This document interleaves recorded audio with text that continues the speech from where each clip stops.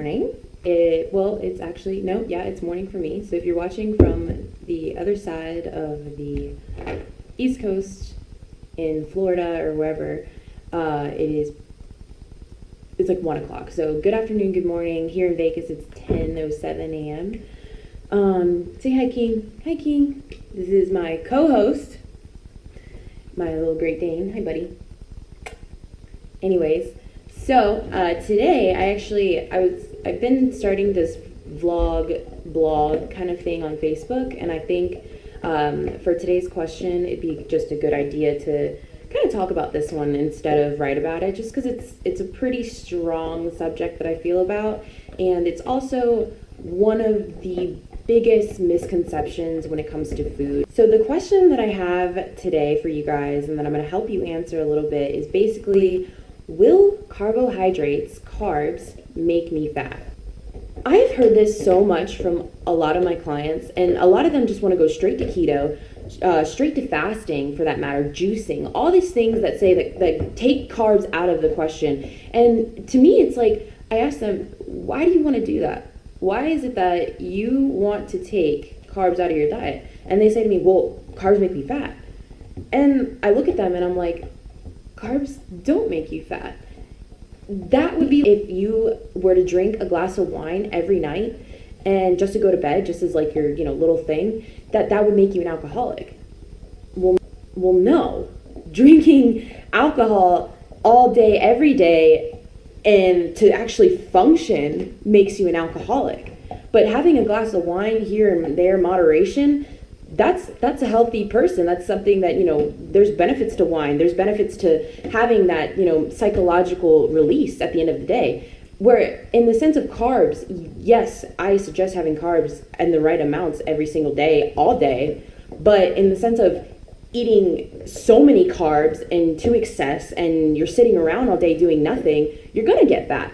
Because at the end of the day, if you take anything from this video, it is calories in versus calories out. If you are eating 2,000 calories a day and you're spending 1,900 calories a day, you're going to have 100 calories left over, right? Well, your body stores a certain amount of calories every single day, and it's glycogen storage, and it's used up every time you move. We have a basal metabolic rate, which means when you're sitting here doing nothing for the whole day, you will burn a certain amount of calories. And there's a scientific method on how to do the equation, and I can actually show you in the comments if you ask.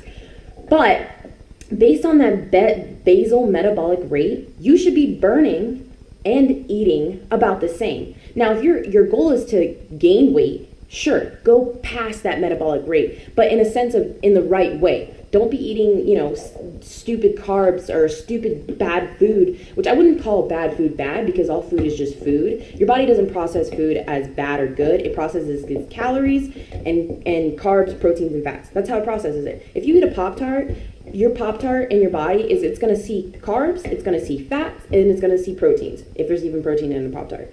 But like I said, there is no bad food. It's that mental block you put in your head that makes it bad food, if that makes any sense. So that comes back to carbs making you fat. If your goal is to lose weight, and this is just talking to people who lose weight, because that's the majority of the people that come to me for help, they're looking to lose weight.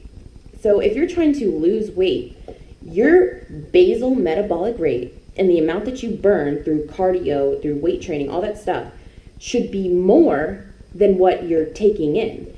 Because that deficit or, subtraction, think of your body as an equation. If you have this amount of food in you and you subtract this amount of energy, you should be left over with a deficit, meaning you should have a negative, because that negative means your body is using all of it, and it's getting rid of fat. It goes to fat storage. Whenever we have not enough fat storage or glycogen in our body goes to that fat storage that we already have on our body and uses it. And that's a simple way of putting it. There's a way more scientific reasoning towards it. And if you want, you can look, research how really it happens and look at your basal metabolic rate and then kind of calculate a guesstimation of what you're using. And then you'll kind of see, based on the calories that you eat, what you're burning and what you're not burning. And any personal trainer, health nutritionist, anybody in that field can help you do that too. But it's a long equation, and it's helpful and useful, and it puts kind of in the perspective of what you're really eating. Because you think, the problem with society and the problem with people today trying to lose weight is you think you're eating enough food, or you're dieting, but in reality you're having too much food. You're not using enough, because you can't out-train a bad diet. And that'll be one of my next series of questions I'm thinking about doing. So with that in mind, I'm going to explain kind of what a carb is. I feel like I should be a spokesperson for carbs, because they have gotten such a bad rep over the years, and it's really because people don't understand what a carb is. So basically, a carbohydrate is it's a biological molecule that is consisted of carbon, hydrogen, and oxygen. So what does that mean? Basically, all you need to get from that is that it's a macronutrient you need for your body. And in the sense of a macronutrient, there's 3 main types of macronutrients that our body needs to survive and sustain a healthy lifestyle: proteins, carbs, and fats. Those are 3 main okay. So anyways, but in the sense of a carbohydrate, when it comes to your body, carbs are the main energy source. And if you go back to my blog yesterday of what I was talking about, how energy in your body is kind of like a car, that is your gasoline, carbs. That is what your body turns into energy, into glycogen, and that's kind of how you live your life. So my biggest question to people who want to take carbs out of their diet is like, why would you take the number one thing that is sustaining all of your body right now? I mean, not the number one thing that's controversial, but the main, like, AAA battery out of your body to lose weight. You're not gonna, I mean, obviously you'll lose weight, but your body's gonna be such in a shock. I mean, trust me, I've done it. I have done keto. I have done months and months and months of just low carb to no carb, and I completely shut down my metabolism. And that's because my body didn't put in my head, because your head is so powerful, that carbs are the reason I'm overweight, and it's not.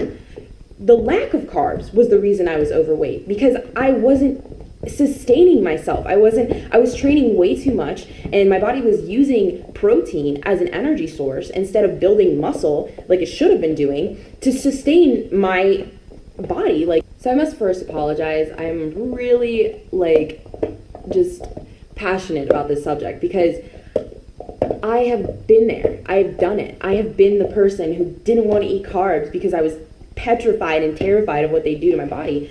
And I had to learn more, even going through personal training school, I had to learn more about what these carbs do for my body in order to come to an understanding with carbs.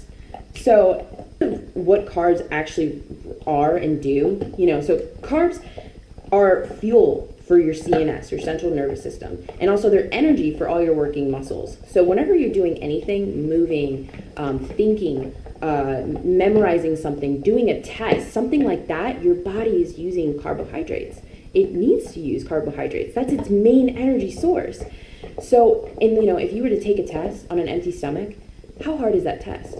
Think about it. It's so hard because you have no glycogen in your body, nothing for your body to use as energy to even remotely move that part of your brain. Yeah, if you try hard enough, it will, but you're not going to do as well as a test. I actually read a study from Harvard University.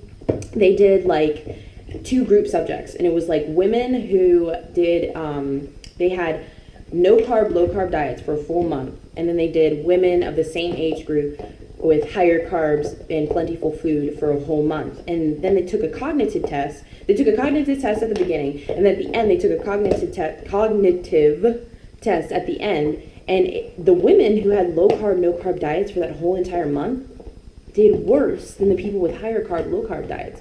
So what does that tell us as humans? We need those carbs. That's our brain's fuel, brain food. Okay, so back to carbs as a whole and what they are. There's this also big controversy of bad versus good carbs. Now, like I said, your body does not see bad versus good carbs. What your body sees is complex versus simple carbs.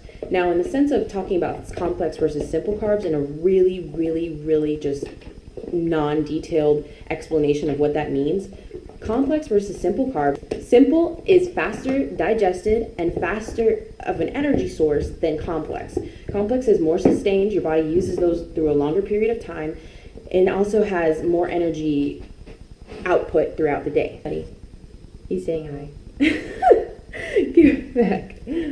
Take a seat right here. Come here. Come here. Okay. Good boy. Good boy.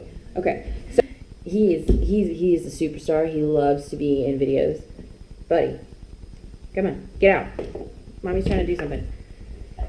So, kind of going back to the controversy that carbs make you fat, and what I'm trying to explain to you is to just be smarter about your choices. If you're gonna have, you know, a bowl of cereal, a kashi cereal versus a donut, you know, understand that you're gonna be hungry in an hour with the donut. With a kashi cereal, with a donut, you'll probably be hungry in 30 minutes. That's how fast our body uses those sugars or simple carbs. Whereas when you use something that's more sustainable, it's easier to control the habitual sequence of eating.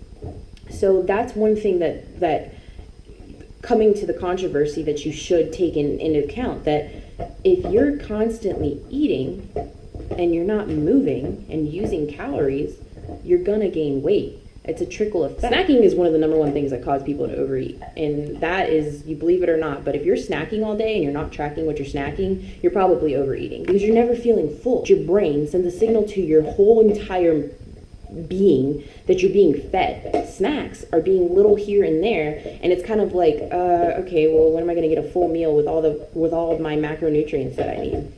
Weird, but this thing up here plays a huge role in everything. So what do you take from this video? And I hope you learned a little bit about carbs, and I hope you know that anything you do with your body, I would like you to consult someone who is a professional and knows a lot about you, because we all are different and we all have different ways of thinking and eating in that sense. I want you to treat carbs as fuel, not an antidepressant.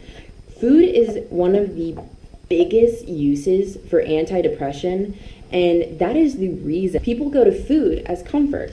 And honestly, if there's any advice that I can give you, is exercise is the best antidepressant drug, or antidepressant. And if you are feeling upset and you're feeling just like the world is coming to an end, and you know, I know it sucks for a personal trainer to just tell you to go work out, but it's so true.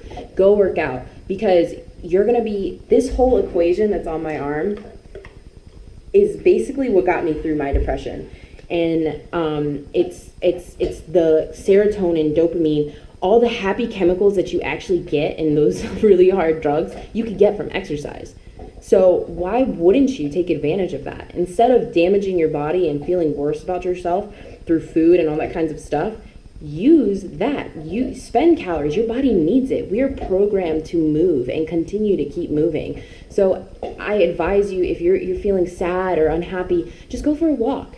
You know, jump rope, something. Do something that gets your heart moving, your blood pumping, and I promise you, you're gonna feel 100 times better. But at the end of the day, don't be afraid of carbs. Carbs are your friend. The right amount of carbs, in the right timing, in the right sense, used up for fuel when you're about to go move or anything like that, or just even your basal metabolic rate of carbs is essential.